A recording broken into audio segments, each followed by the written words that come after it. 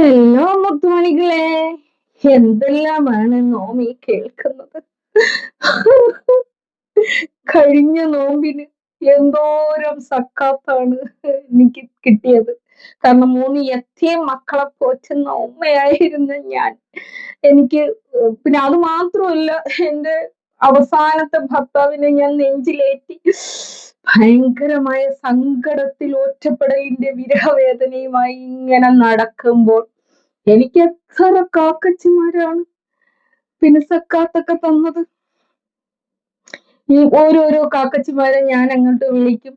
ഇക്ക സുഖാണോ ഇക്ക? ഇക്ക അവിടെ മഴ പെയ്യുന്നുണ്ടോ ഇക്ക? ഇക്ക ചോറ് കഴിച്ചോ ഇക്ക?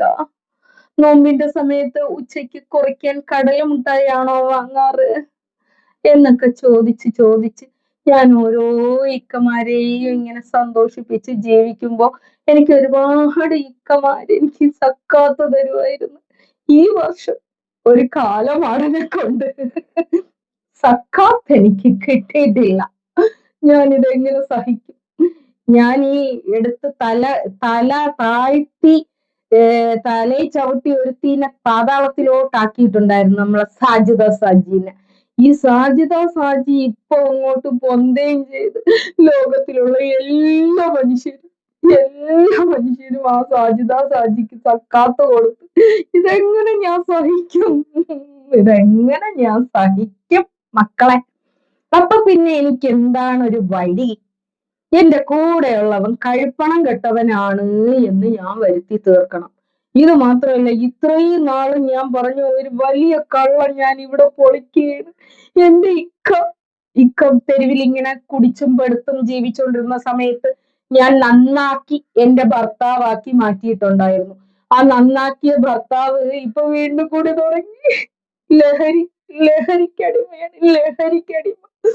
എന്ത് പറയാനാ?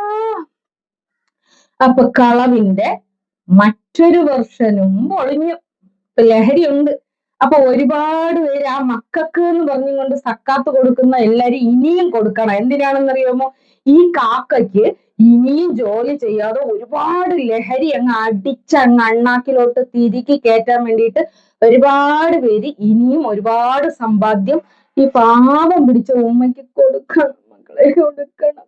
അല്ല, എന്റെ കഴിഞ്ഞ പെരുന്നാൾ സമ്മാനം കത്തിച്ചത് മറന്നു പോയിട്ടില്ലല്ലോ. നീ പ്രൈവസി കൊടുത്ത് എന്റെ ആ വീഡിയോ നീ ഡിലീറ്റ് ചെയ്യിപ്പിച്ചിട്ടുണ്ട്.